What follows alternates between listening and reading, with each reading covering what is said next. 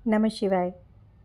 समझने का समय आ चुका है कि अगर आप फर्स्ट बॉर्न हैं तो आपकी पर्सनैलिटी कैसे होगी, प्लैनेट्स आपके साथ कैसे रहेंगे, किस तरह का आपका नेचर, करियर और किस तरह से आप खुद को हैंडल कर सकते हैं। मेरा मेन पर्पस यही है कि आप खुद को समझें और अपनी चीज़ों को खुद से हैंडल करें। यहाँ इस चीज़ का ध्यान रखिएगा कि इस वीडियो में मैं सिर्फ those who are born on first, जो लोग फर्स्ट को ही बॉर्न हुए हैं, not 10th, not 19th, not 28th, मैं स्पेसिफ़िकली फर्स्ट बॉर्न लोगों की बात कर रही हूँ। शुरू करते हैं। फर्स्ट का मतलब एक नंबर, जिस भी महीने के 1 तारीख को अगर आप बॉर्न हुए हैं तो आप सूर्य हैं, आपका आप रूल ही हो रहे हैं सन से, सूर्य से। सूर्य कैसा होता है? सूर्य बहुत स्ट्रांग होता है, सूर्य इंडिपेंडेंट है, उसे किसी की ज़रूरत नहीं है। तो आपकी भी एनर्जी, आपका पावर भी यही रहेगा कि आपको कभी किसी की ज़रूरत नहीं होगी। आप खुद इंडिपेंडेंट रहेंगे और अपने दम पे अपनी सारी चीज़ें करेंगे। मतलब आप एक लीडर रहेंगे, आप फॉलो करने वाले पर्सन नहीं रहेंगे। आप सेल्फ मेड पर्सन रहेंगे। आपका एक अपना एक मैग्नेटिक पर्सनालिटी रहेगी जहाँ सभी आपसे आकर्षित होंगे ही होंगे। आपकी पर्सनालिटी कुछ ऐसी रहेगी कि ना तो आपके बिना किसी की ज़िंदगी चल रही है और ना ही आपसे क्लोज़ होके कोई बहुत रह पा रहा है। क्योंकि सूर्य कैसा होता है, उसके ना बहुत नज़दीक जा सकते हैं, ना बहुत उसके बिना रह सकते हैं। तो आपके साथ भी ऐसे ही है कि आप लोगों की लाइफ में रहेंगे तो उन लोगों को आपका एडिक्शन हो जाएगा और हर चीज़ में वो आप पर डिपेंडेंट होने लगेंगे और आप उनको हेल्प भी करेंगे क्योंकि सूर्य सोल है, पवित्रता है, प्योरिटी है। बट कभी कभी थोड़ी थोड़ी आपके अंदर ईगो डेवलप होना शुरू हो जाएगी। जब तक आपको कोई फॉलो कर रहा है बहुत बढ़िया है, आपकी बात मान रहा है, आपके हिसाब से चल रहा है। जहाँ आपसे कोई पंगा ले लेगा, पंगा लेना मतलब ये नहीं है कि अपनी बात रखेगा या कुछ गलत आपको अगर तंग करेगा तो फिर उसकी तो खैर नहीं। फिर आपको पता है कि आपको अपने तेज़ से उसको कैसे जलाना है। सो सूर्य वाले लोग बहुत हेल्पफुल होते हैं, बहुत देने वाला नेचर होता है। स्पिरिचुअल तो वो होते ही होते हैं। सिर्फ आप स्पिरिचुअल नहीं बल्कि मतलब सिर्फ पूजा पाठ से स्पिरिचुअल नहीं होंगे। वो एक्चुअली अपने कर्मा में ही स्पिरिचुअलिटी को रखते हैं। उनका थॉट और कर्मा दोनों ही स्पिरिचुअल होता है। कहते हैं ना कि स्पिरिचुअल दिखना, स्पिरिचुअल सुनना और स्पिरिचुअल होने में बहुत डिफरेंस है। तो वन वाले एक्चुअली स्पिरिचुअल होते हैं, बट क्योंकि इतना ज़्यादा उनके अंदर एनर्जी और कह लीजिए कि पावर होता है कि कभी कभी ये ईगोइस्टिक हो जाते हैं, कभी ओवर कॉन्फिडेंट हो जाते हैं और कभी कभी इनके अंदर ज़िद भी आ जाती है। सो इन पर डिपेंड करता है और बाकी इनके जो और प्लैनेट्स होंगे उनकी पोजीशन पर डिपेंड करता है कि ये इसको कैसे लेते हैं। ज़िद को पॉजिटिवली लेते हैं और बहुत कुछ बड़ा अचीव करते हैं, या फिर कॉन्फिडेंस को कहाँ तक लेके जाते हैं, ओवर कॉन्फिडेंट भी हो रहे हैं या फिर बैलेंस्ड रह रहे हैं। ये चीज़ें इनके ऊपर, इनके बाकी और प्लैनेट्स के कॉम्बिनेशन पे भी डिपेंड करता है। बट बहुत चांसेस, मतलब रिस्क जोन में ये ज़्यादा रहते हैं कि ये कभी कभी कुछ ज़्यादा ही कॉन्फिडेंट या ज़िद्दी हो जाते हैं। एक बार इन्होंने जो सोच लिया वो ये करके ही दिखाते हैं, या ऐसा कहिए कि एक बार जो काम स्टार्ट कर दिया उसको कंप्लीशन तक लेके जाते हैं। ये भी एक ज़िद का पार्ट है जो कि पॉजिटिव है।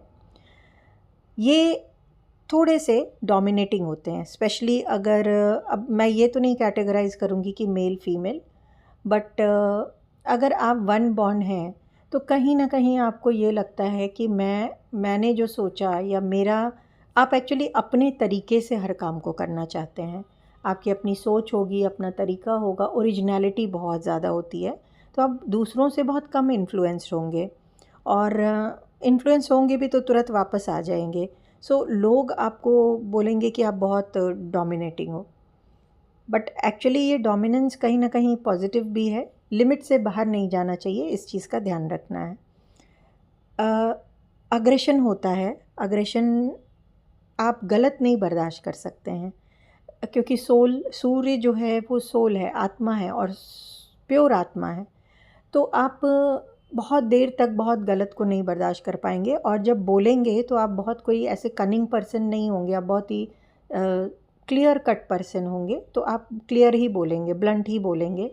तो आपका ये जो नेचर है अगेन आपको अग्रेसिव बना देता है। तो आपको यहाँ पर बैलेंस करके अगर चलेंगे कि मुझे जो अपनी बात रखनी है, ठीक है, गलत नहीं बर्दाश्त करना है, लेकिन जो बोलना है वो बोलना है, तो और उसको तरीके से बोलना है। सो वो कला अगर आप जान जाएंगे तो फिर आप अग्रेसिव नहीं रहेंगे। दिल से, जिसको कहते हैं ना कि दिल से एकदम प्योर होना, वो वाली आपकी पर्सनालिटी रहेगी। और आपको पसंद होगा कि कोई, आप किसी को धोखा नहीं देते हैं, आप चीज़ों को कभी ऐसा नहीं करेंगे कि डिप्लोमेसी कर रहे हैं या कुछ मीनिंग करके कुछ बोल रहे हैं, नहीं, आप बिल्कुल straight forward, straight from heart, honest, जिसको कहते हैं प्योरिटी, वो आपकी क्वालिटी रहेगी। हमेशा आपको पसंद रहेगा कि आप लाइमलाइट में थोड़ा सा रहो, अटेंशन लेना भी आपको पसंद होगा, क्योंकि ये आपकी बेसिक तासीर ही रहेगी। हर चीज़ में ओरिजिनलिटी, हर चीज़ में, जैसे आपके अगर आप कोई बिज़नेस कर रहे हैं तो आपका ओरिजिनल आइडिया क्या है, आप कुछ कुकिंग भी कर रहे हैं तो आपकी एक उसमें एक अपनी एक स्पेशलिटी, अपना एक, जिसको कहते हैं ना तड़का डालना, वो यहाँ पे रहेगा। सो ओवरऑल अगर आप सन वाले हैं तो आपको बस इतना ध्यान रखना है कि इतने प्लस प्लस प्लस जो आपकी क्वालिटीज़ हैं कि कॉन्फिडेंट भी हैं आप, डिटर्मिन्ड भी हैं आप, सब कुछ, तो उसको सिर्फ बैलेंस करके चलना है, because excess of anything is bad. So उसको बस अच्छे से बैलेंस करके चलना है। इसी पर्सनालिटी की वजह से आपको हमेशा लीडरशिप के रोल में रहना पसंद है। आप छोटे मोटे काम भी करना पसंद नहीं करेंगे, छोटा मोटा इधर उधर का काम, या फिर आपके ऊपर कोई बॉस रहे वो भी आपको बहुत पसंद नहीं होगा, कोई आपको कंट्रोल करे ये आपको पसंद नहीं है। और यही आपकी क्वालिटी आपको सक्सेस दे सकती है, और देती ही है वन बॉन्ड वाले लोगों को। तो बेटर है कि आप जॉब से बेटर आप बिज़नेस करें। जॉब ऐसा नहीं है कि आप कर नहीं पाएंगे, अगर जॉब करना ही है तो it should be government job, जहाँ की आपको पोस्ट हो, अथॉरिटी हो, वो होना चाहिए। जैसे आईएएस, आईपीएस, या आप कोई आर्मी में जाइए, पॉलिटिक्स में जाइए, बड़े पोस्ट पे, एडमिनिस्ट्रेटिव पोस्ट लीजिए। सो ऐसे वाले जो फील्ड्स हैं ये आपके लिए हैं, और आप ट्राई करेंगे तो और सारे प्लैनेट्स के कॉम्बिनेशन अगर आपके साथ फेवर रहें तो आपके लिए फील्ड बेस्ट सूटेबल होता है। डजेंट मीन कि हर फर्स्ट बॉर्न आईएएस आईपीएस ही बनेगा, बट येस, क्योंकि ये डिपेंड करेगा कि आपके बाकी कॉम्बिनेशंस क्या हैं प्लैनेट्स के ना, उस पर भी डिपेंड करता है। बस बट प्रोबेबिलिटी ज़्यादा होती है क्योंकि आपकी पर्सनालिटी ऐसी ही होती है। ना सिर्फ ये, आप अगर अपना अगर जॉब कर रहे हैं तो इन्हीं सब कोई हाई पोस्ट की जॉब कीजिए। टीचिंग में भी अच्छा कर सकते हैं, जैसे नेट वगैरह क्वालिफाई करके एक अच्छे प्रेस्टिजियस पोस्ट पे टीचिंग कर रहे हैं तो आप सेटिस्फाइड रहेंगे, वरना नहीं। वैसे अगर इन सब में आप नहीं जाना चाहते हैं तब फिर एडवाइजेबल है कि आप अपना खुद का काम करें, खुद का बिज़नेस करें, जो ज़्यादा सूटेबल आपके लिए रहेगा, क्योंकि आप बॉर्न लीडर हैं, आप बॉर्न एंटरप्रेन्योर हैं। सो फर्स्ट बॉर्न वालों को जनरली हम सजेस्ट करते हैं कि आप बहुत छोटे एज से ही कुछ स्पेशलाइज्ड प्रोफेशनल कोर्स या ट्रेनिंग ले करके रखें, अपनी स्किल्स को बढ़ाते रहें, स्पेशल स्किल्स को बढ़ाते रहें, और धीरे धीरे आप अपना खुद का काम कम एज में ही स्टार्ट कर दें, जिससे कि एक रीज़नेबल एज पर आप बहुत ज़्यादा फ्लरिश कर चुके हों। प्राइवेट जॉब आप अगर कर भी रहे हैं तो प्राइवेट जॉब में आप कभी छोटे मोटे पोस्ट पे रहेंगे ही नहीं, आप बहुत जल्दी जल्दी हर वो एफ़र्ट लगा देंगे जो आपको प्रमोशन दे, और बड़ा पोस्ट जैसे सीईओ किसी कंपनी का, मैनेजर, सीनियर मैनेजर, ऐसे वाले पोस्ट ही आप लेंगे। उससे नीचे में आप सक्सेसफुल खुद को फील नहीं करेंगे तो बहुत एफ़र्ट भी देंगे, जो कि अच्छी बात है राइज़ करने के लिए। अगेन टीचिंग में या मैनेजमेंट रिलेटेड अगर आप एमबीए वगैरह करते हैं तो बहुत अच्छा कर जाएंगे, क्योंकि मैंने पहले ही बोला कि एडमिन से रिलेटेड किसी भी प्रोफाइल में आप अच्छे रहेंगे। तो टीचिंग वगैरह जॉब में, एमबीए करने में, प्रिंसिपल के पोस्ट पे, ये सब आपके लिए हैं। बट हाँ, यहाँ अगर आपके बच्चे फर्स्ट बॉर्न हैं और आप उनके लिए डिसाइड कर रहे हैं कि क्या करियर ऑप्शन लेना चाहिए, तो ध्यान रखिएगा कि कॉमर्स उनके लिए बेस्ट सूटेबल रहेगा अगर वो प्योर फर्स्ट बॉर्न है। साइंस जितना अवॉइड करेंगे अच्छा है, और ह्यूमैनिटीज़ में भी अच्छा कर लेंगे, बट बेस्ट अगर पूछिएगा तो कॉमर्स है फर्स्ट बॉर्न के लिए, क्योंकि उनका माइंड ही वैसे चलता है। ऑफ कोर्स अगेन मैं बोलूँगी कि ये मैं आपको जनरलाइज्ड बता रही हूँ।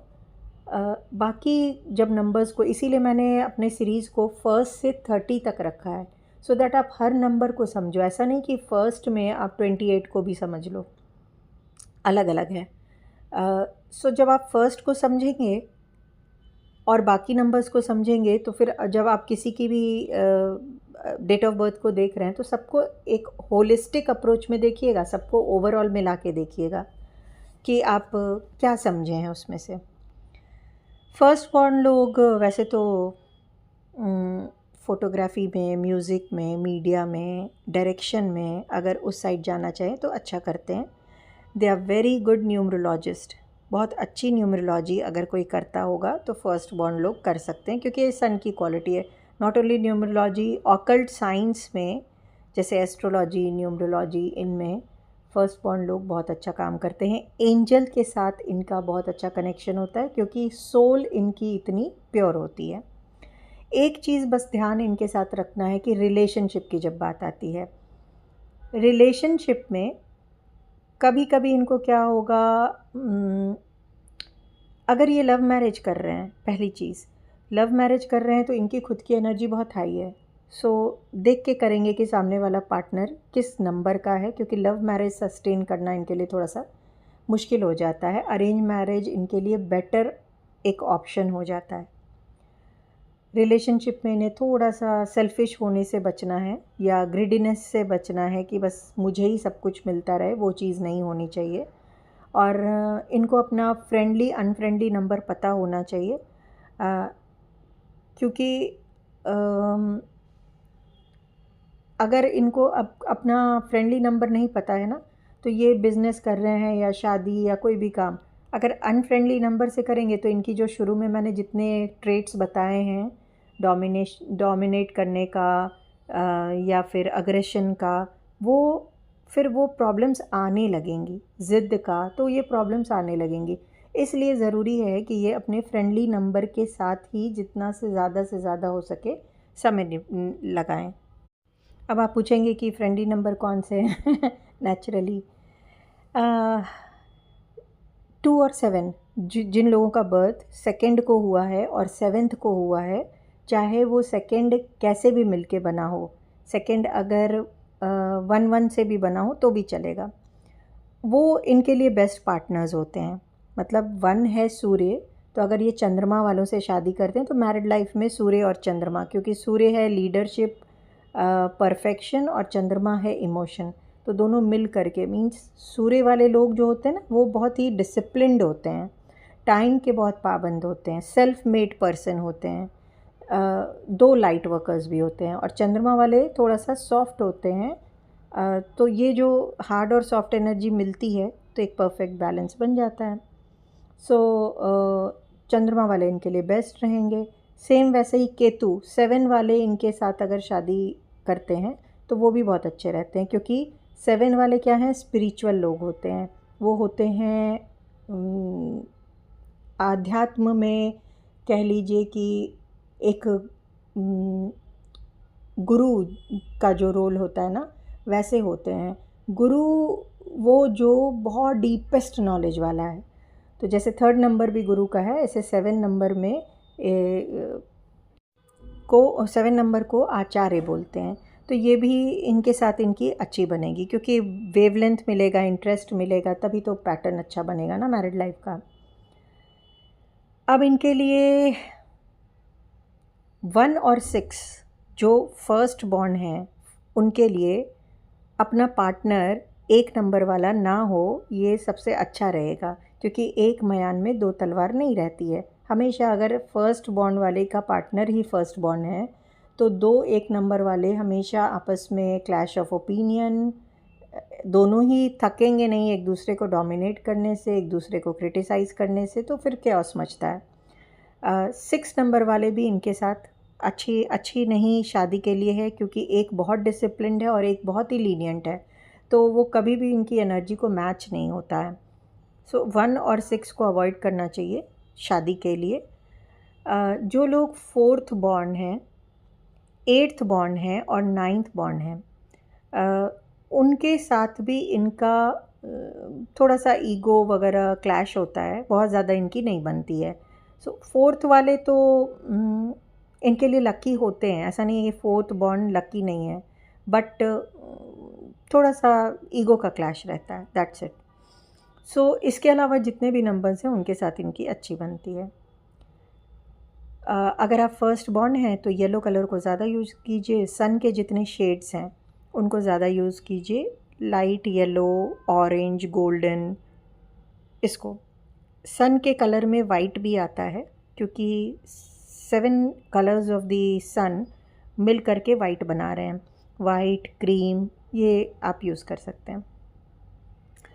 ब्लू इनके लिए हमेशा लाइट ब्लू बिल्कुल फेवरेबल कलर होता है, क्योंकि ये आध्यात्मिक पर्सन होते हैं, चाहे पूजा करें नहीं करें, बाय डिफ़ॉल्ट इनके अंदर आध्यात्म होता है। जहाँ आध्यात्म है वहाँ पे ब्लू है। सूर्य को ग्रहण लगता है ना, वैसे ही ब्लैक और ब्राउन कलर इनको ग्रहण लगाते हैं, तो ब्लैक ब्राउन को थोड़ा अवॉइड करना है, वरना आपके खुद के लक फैक्टर थोड़ा सा कम हो जाता है। अगर बाय डिफ़ॉल्ट, अब बहुत लोग आप में से ये क्वेश्चन पूछेगा कि हमारी यूनिफॉर्म ही ब्लैक है या हमारे ड्रेस कोड ही ब्लैक है, तो क्या करें? तो आप ऐसे में जो लकी कलर्स बताया है उसके हैंकी अपने पास रख लीजिए, वही आपको बेनिफिट कर देगा। स्टोन में अगर आप क्रिस्टल में जाते हैं तो आप लोगों के लिए गार्नेट बेस्ट क्रिस्टल होता है, टोपाज भी। टोपाज मीन्स सिट्रिन, मतलब सिट्रिन क्रिस्टल, एंड जब आप स्टोन में जाएंगे तो टोपाज पहन सकते हैं। ऐसे ही अगर आप क्रिस्टल में जाएंगे तो गार्नेट, और अगर आप स्टोन में जाएंगे तो रूबी स्टोन इनके लिए अच्छा होता है। लेकिन ध्यान रहे कि ये हॉरोस्कोप देख के ही डिसाइड कीजिएगा कि सूर्य बढ़ा हुआ है या घटा हुआ है, ध्यान करके। ऐसा नहीं आप वीडियो सुन के बस सीधा पहना ही दिया, एक मैंने आइडिया के लिए बता दिया है। 18 साल से कम उम्र के किसी भी बच्चे को अगर सूर्य से रिलेटेड कोई भी दिक्कत है तो उसको पन्ना पहनाइए, और 18 साल से ऊपर के प्लस में किसी भी बच्चे को, कोई किसी बड़े को दिक्कत है, तब उन्हें हम सूर्य का मंत्र देते हैं और सूर्य की पूजा वगैरह तो कराते ही हैं, उनको हम तब रूबी पहनाते हैं। तो ये डिफरेंस को आप याद रखिएगा, 18 से कम में पन्ना, 18 से ऊपर में रूबी। ईस्ट इनका फेवरेबल डायरेक्शन है। ईस्ट डायरेक्शन में बैठकर अगर ये अपना कोई काम करते हैं या पढ़ते हैं या जो भी करते हैं तो इनके लिए लकी डायरेक्शन ही ईस्ट है। सो ये एक इम्पॉर्टेंट फैक्टर है जिसको कंसिडर करके चलेंगे। प्लस जो भी रेड कलर के फ्लावर्स हैं वो इनके लिए लकी फ्लावर्स हैं, तो इनको इस कलर के फ्लावर का पौधा अपने घर के साउथ ईस्ट डायरेक्शन में लगा के रखना चाहिए। जैसे रेड फ्लावर का या पर्पल फ्लावर का पौधा घर के साउथ ईस्ट में लगा लेना चाहिए। सो ओवरऑल आपने समझा होगा कि फर्स्ट बॉर्न लोग एक स्ट्रॉन्ग पर्सनालिटी हैं।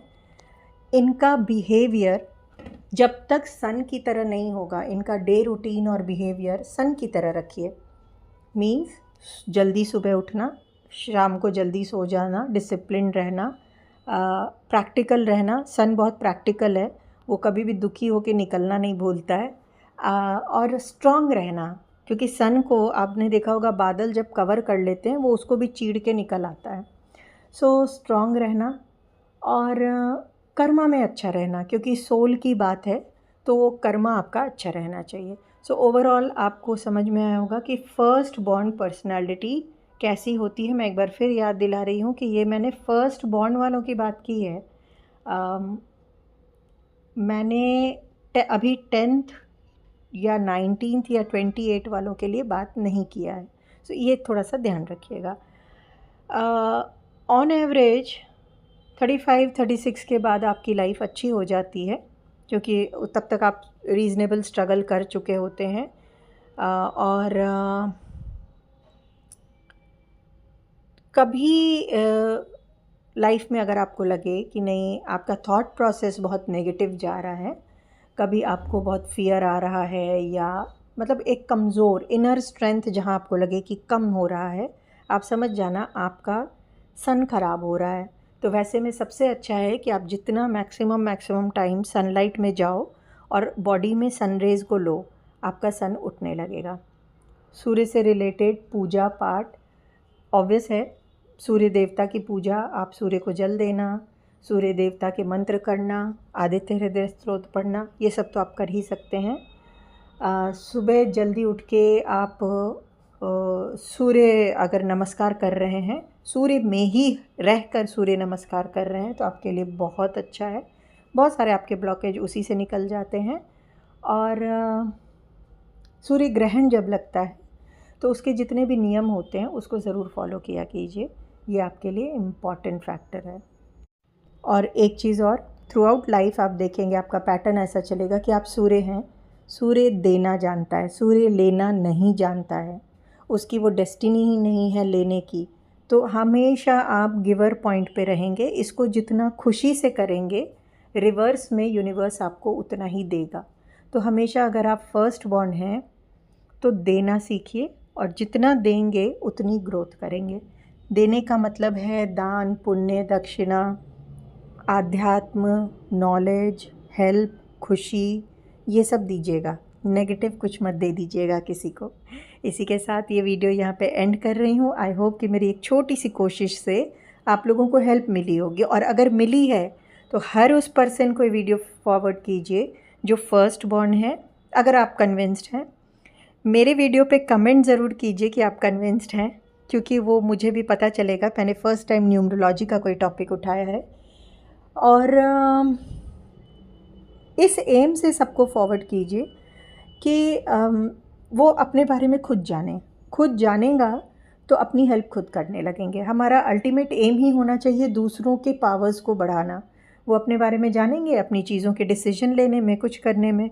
धीरे धीरे आप देखेंगे वो जो इधर उधर भटक रहे हैं, कभी किसी से रीडिंग, कभी किसी से कुछ, वो चीज़ें कम होकर आप उनकी हेल्प करेंगे खुद को स्टेबल करने में। सो इसके साथ मैं वीडियो यहीं पे एंड कर रही हूँ। नमः शिवाय।